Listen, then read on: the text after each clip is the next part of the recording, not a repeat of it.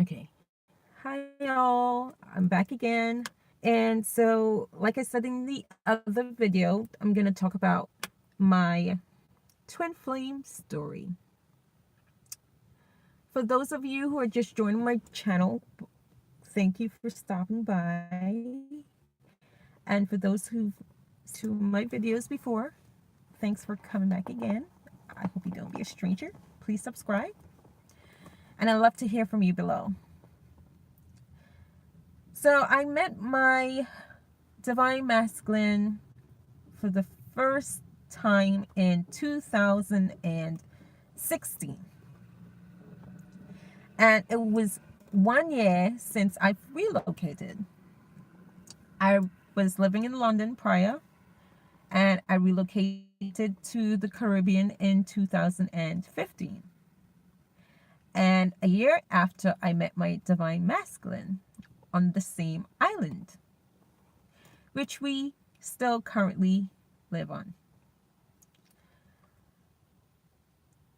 So I was living on the island for a year, and I was struggling to find work. And so I got really bored, and so I decided, you know what? No one wants to hire me. Let me just go and probably volunteer. So I was driving around to see, if there's any voluntary services available, and I found the Red Cross. So I stopped at the Red Cross, and I was signed up by a lady.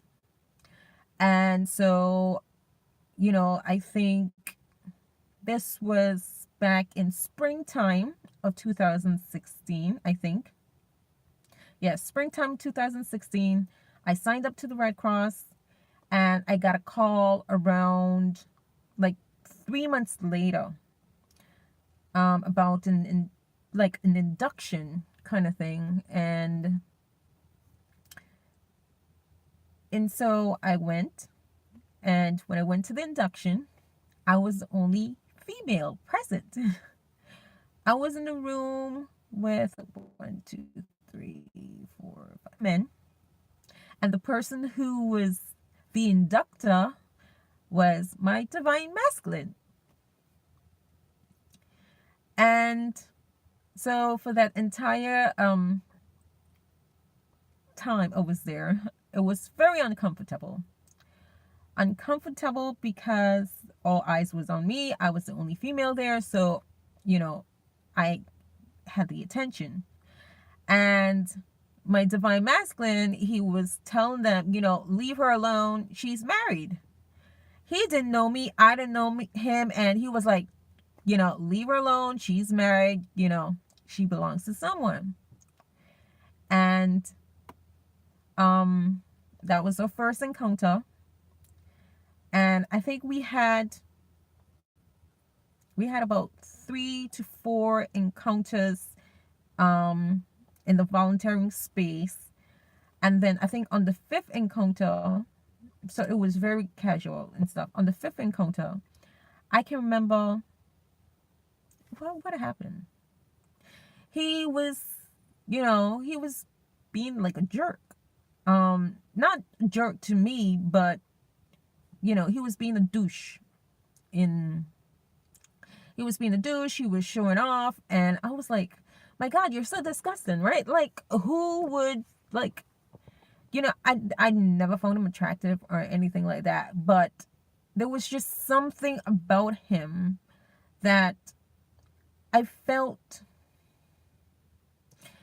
I felt like I felt like this pull, like it was like I felt like this pull, and I didn't know that I was being pulled to like I didn't know anything about energies and you know those kind of things. So I felt the pull, and I remember, you know he had his assistant measuring his crotch, because he plays sports, so he was taking measurements for this tournament that he has coming up. And so she had to measure, I guess you call it your in semen or something like that. And so she had to measure that, and he asked her to measure it. And so, he was saying something along the lines, oh, your hand can't go any further up, like, and so she was like, I'm not doing that. And he was like, why not? And so, he was very, making those sexual jokes. And I was like, oh, disgusting. Like, what a turn off, right? So anyway, and then he started pursuing me, and I was like, no, not interested. And it was so strange because then I got a job, and I just said, hey, I need someone to pick my son up and take him to Taekwondo.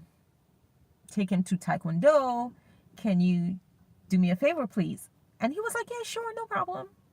And so, he took him to Taekwondo, and then he took him back to his place, and then I had to pick him up, or he would have to drop him. We had to meet somewhere, and then, he was consistently doing that for a while, and I was like, that was very weird. Like, I don't know this guy, he doesn't know me, and I just like, hey, can you just pick my son up and like, chill for like, an hour or so, while I, get on with my stuff. And he was like, sure, fine. But all this while, this guy was in love with me. Well, he expressed his interest. And I wasn't, no, I wasn't. He was a douche. Anyway, and then he started, playing. I remember one time his friend sent me this video clip of him, my divine masculine, and his friend. They're both drunk in the friend's room, and they're playing the piano, because my DM, he's into music and stuff like that. So they're playing the piano, and my DM is playing the piano, and he's drinking wine. I'm assuming, I don't know what he was drinking, and he's singing Stevie Wonder's song. And so he was calling me by my first name, and he's singing a Stevie Wonder song, and I was like, oh, that's so cheesy, but it was kind of sweet, right? He didn't want his friend to send it, but his friend said it anyway, and so he felt a little embarrassed, but I thought that was sweet. And then after a while, then one time he said to me, he's like, look, your son comes over to my house all the time, right? I pick him up, take him over after his Taekwondo, and then I drop him off, but you never been over to my place. Why don't you come over? So I was like, yeah, true. I'm like, he's like, come over, let me show you my place, and see where your son hangs out, and what's not. So I went over to his house one night. I went over to his house, and so we had a chat, blah blah blah blah, and then I started going over his house again, and then he started sharing about his situation. And so he was legally separated from his wife at the time. And so he was at that time, he was in a place.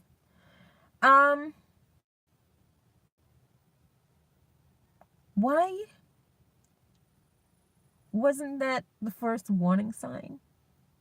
I know it was a sign, like, okay, that means you're still married. Never in a million years would I want to date a married man, but anyway. But the pole, you ladies, you know the pole, right? And it's, even though, like I said in the beginning, when I met him and he carried the energy of a douche, let me tell you about my energy now, because that's the purpose of this video, right? We talk about my story from my perspective, because he didn't want me to talk about, our story in general, because he knows that I have a channel, but he doesn't know the name of the channel, not yet. But anyway, so let's talk about my side of the story now. So he was divorced, He was a douche in the beginning. Um, I was turned off, but then, you know, um, I was in this energy of, I need to be married. Like, I was like, so, I don't say desperate, but I just felt like like the pull is just crazy. Listen, I just, like, prior to meet my DM, like, I had like on and off like platonic relationships, right? Platonic situations before him. And prior to that, that was very brief. Prior to that, I was in a 10-year relationship. So I wasn't looking to get married or anything serious because I'm in a 10-year relationship not too long ago. It's been what? It's going on 3, 4 years now. It's going on 4 years now since my 10-year relationship is over. So anyway, and so I wasn't. That was not my intention at all. I was far from commitment and those kind of things. I like, I just want to chill, have fun, blah blah blah. But when I met my divine masculine, I just felt this urgency to hurry up and get married and have some babies and live happy ever after. I don't know where that was coming from. And not only did I felt it, but like the people around me felt it. He also felt it. He felt the pressure considering his situation. Um, my son felt it, and I felt like my son wanted it, and so there was the energies was just crazy. Anyway, let me pull you up to speed. My divine masculine and I, we're in separation, right? It's been 2 years since we had our cosmic clash of coming together and meeting each other in this physical reality. And we have been on turbulent waters since September.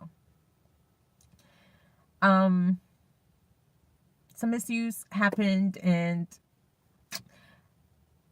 my grandmother passed away, and so it like the summer since the summer it's been rough. Summer has been rough for us. From the summer up until this present moment, it has been rough. And so we have been, going through this run and chase. I thought we was over it. Like, honestly, I thought we were over it, but then it came back up. And then I thought we were over it, and then it came back up. And, like, jeez. I thought, like, the karma was over, and then... Listen. This twin flame journey, it's intense. I don't wish it on my worst enemy, right? But the god and the goddess energies have chosen me and have chosen you to be on this path, and our souls have chosen this to be on this path to help raise the consciousness and ascend the planet to a more higher form of love, right? And so it's necessary. In order for us to ascend, we need to, get rid of the debris and the clutter, right? And so it's painful. It's a painful process. It's it's it's painful. And the energy is always up and down. One minute you're like, oh yay, the tower moment, I had it, I went through it, I did the purge, I cried, blah blah blah blah, all that stuff. It's over. I've, did the self-reflection. I'm aware of, the other person's point of view. I'm aware of the role that I played. And, we both are at fault. So I can't say him, and he can't say it's me, me, me, me, me. So we both, play a part. And it's been really hard these past, since the month of actually December. It has been really hard because my DM and I attempted to reconcile in September, um but I caused a tower moment because of um my my emotions, and my emotions kind of backfired. I felt betrayed, I felt anger, so I act out. I reflected those things back to him, what he reflected back to me. So we're mirrors, we're reflecting each other all the time. And so we were reflecting each other's pain. And during that time, when we were reflecting each other's pain, he said to me, when like it was like, okay, it came all down. He said, like, you know, before, like, he was like, I was ready to commit, because in the summer, like I said, in the summer it was really rough. My grandmother died in the summer, buried her in September. And in the summer, my DM, he was away. He was, I would say, he was pardoning up. He was with his karmics. And I was going through the dark night of my soul. I was purging. And when he came back, he was like, oh my God, I miss you, blah, blah, blah, blah. Like, you know, he was like, I couldn't stop thinking about you, blah, blah, blah. Like, he was like, you were like, that's, my center for my entire trip. And he was like, he said it got him to think. And so he was like, he was ready to propose, apparently. But, it wasn't time yet. It was not time yet. Had it been time, then we wouldn't need to go through these I would call them major tower moments, because I feel like when we come into union, we're gonna have our tower moments, but I think they're gonna be right. Whereas the ones that we have right now are like, this is why we need that space. And for the most part, um I envy some divine feminines who live in different states, in different parts of the world from their divine masculines, because it's much more easier to just get on with your life and become a better person. Whereas for me, my divine masculine only live about 11 minutes away from me. And he's been living 11 minutes away from me for the past three and let's say 3.5 years. So it's very difficult. It's very, very difficult. He's been living, and I met him 2.5 years now. Well, 2 years, basically. Yeah, 2.5. So I envy you, ladies. And so sometimes when I wanted that space, even though we're not in union, we communicate. I want that time apart, and so my way of disconnecting from him is to block him and delete him out my phone, and he hates it, because he feels like, not he feels, I know he wouldn't come out and say it, because our divine masculines, they're struggling to, like, well, I know from, like, for the past years, it has always been him struggling to open up and express his emotions to me. He tried it. He like, I see the subtle changes. I see the change. I see him going through the change. I remember one time he tried to open up, and I told him he needs to stop behaving like a woman. I told him he needs to stop behaving like a girl. And he was like, I shouldn't have said that, because, I bruised his ego. Because it was, I guess I was just, you know, in my element and having my own, you know, I don't know if I was having a bad day or what, but I I guess I needed the attention and he made it about him. So I kind of felt like, oh, you're being a girl, and like I'm like, your situation's not that serious and whatever the case may be. But anyway, and so from that moment he was like, oh, like you see, you're complaining that I don't open up, but then when I do open up, you know, you're telling me this. So he's like, okay, he's going back shut. So I'm like, and then slowly he tried to dip in and out. So this is where we're at right now. Just before the holidays, he agreed. He suggested that he wants to see other people because of the intense connections and the dance that we have. It's like fire. It's passion. And it's also destructive. And so one of our tower moments, I would say it comes as a result of me. A most recent one that's happened in September. Um, I, like I said, I acted out because I felt hurt. I'm gonna be straight. I'm not gonna sugarcoat it.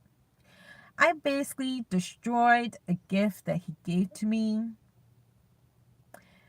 and I burnt his picture along with it, and I sent him a very nasty email. And I recorded the whole thing and I sent it to him. And so obviously that came to him as a like, oh, this came out of nowhere. Like, what the hell is going on now? And so I never like approached him and talked to him about it because like, what's there to talk about, right? So what fueled my fire and my rage? I uncovered conversations that he was having with other another female, and obviously I don't like the conversation, and so it hurt me to the point where I was, you know, I acted out that way. I acted out in rage and anger, and so for me I felt like it was all the pain that I felt like he was causing me for over the 2 years we were exclusive. I felt like this was my opportunity to just let him have it because I absolutely had enough. And so so since then we've been on and off. But from December he made it official. He's like, hey, let's just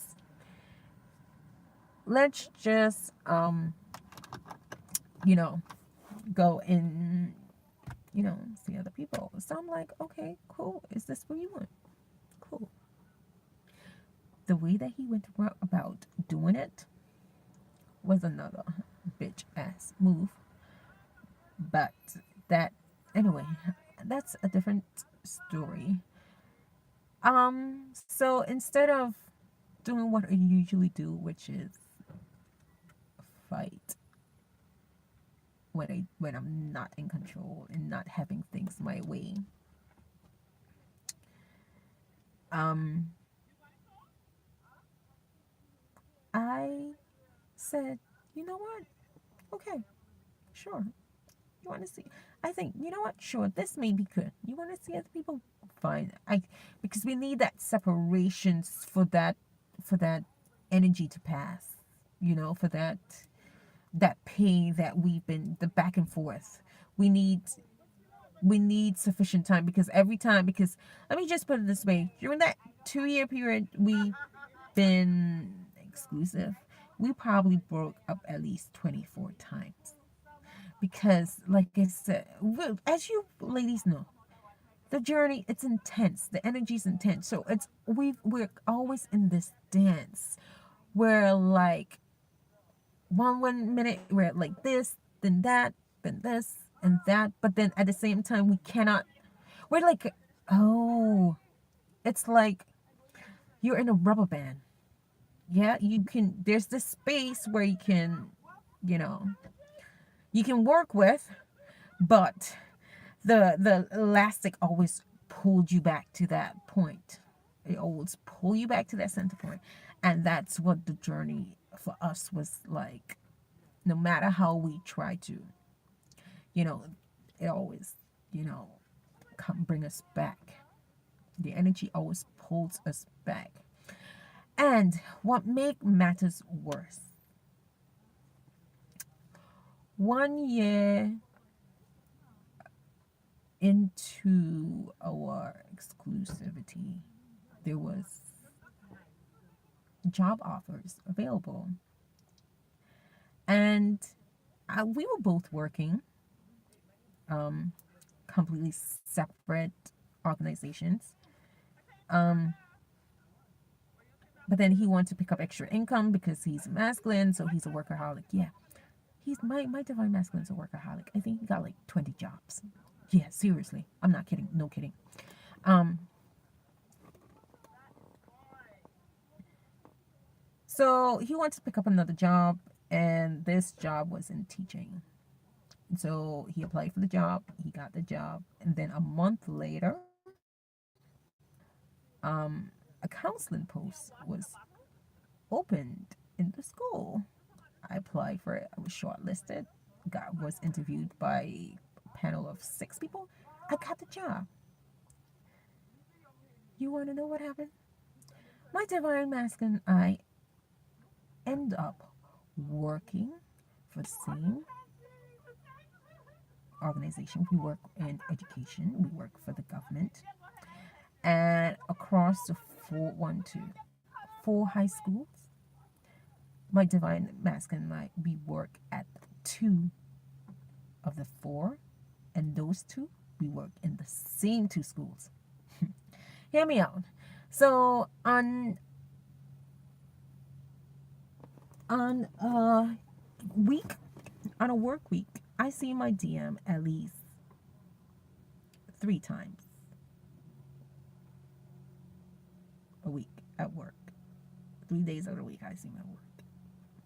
So we work together. We work together. We work with the same students, and we just have this, and like the students.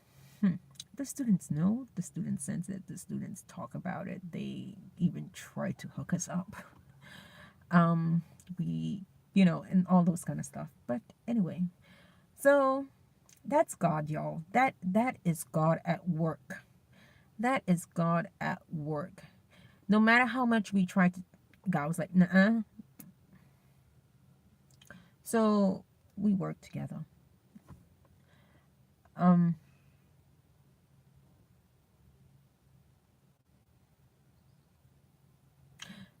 So in the divine feminine, here's what I've learned. I've learned you are no good to yourself, and you are no good to anyone if you put other people's needs before your own. If you put other people's feelings before your own. If you put other people's wants and emotions before your own. You're setting yourself up to fail. Trust me, I know. I've been there. So don't be a martyr for no one, ladies. There was only one martyr who was only meant to be one martyr, which was Christ. He came and, paid the price, at the cross. And, by sacrificing his blood. And so his, by the spilling of the blood, we are liberated from sin, right? I ain't say we don't sin. I said we're liberated from it. That means you can come back, right? We're we are we are perfect yet imperfect beings, right? We are part of the all that is. And so as much as you fall, you got to get up, right? So when you sin, you don't stay there. You acknowledge your shortcomings, right? The first step into healing is to acknowledge that you need healing. I can't know that you need healing. I don't know. I'm not psychic, right? So you must confess your sins. That's the first step. Confess your sins, decide what you want, and then listen to your divine guidance for the necessary steps.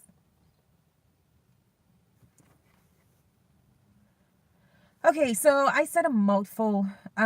If any of you have any questions for me, please leave your comments below. I'll get back to you as soon as I can.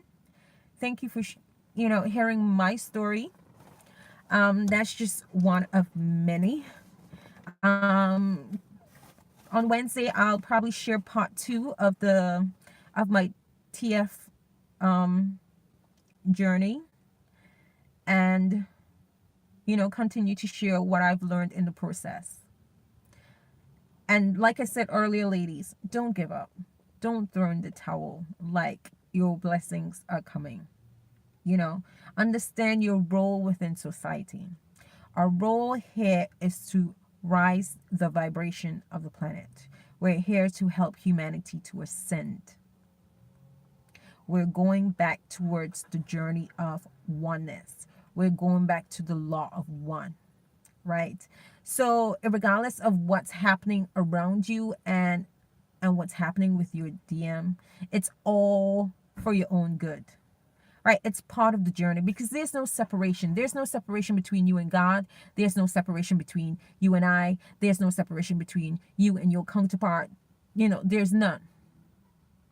There is the I, and then there is the all. The all is in the I, and the I is in the all. There's no separation, right?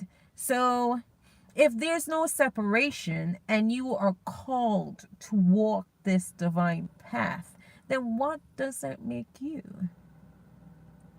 You're divine feminine. You are a goddess. So you need to rise up. You need to wake up and embody your truth.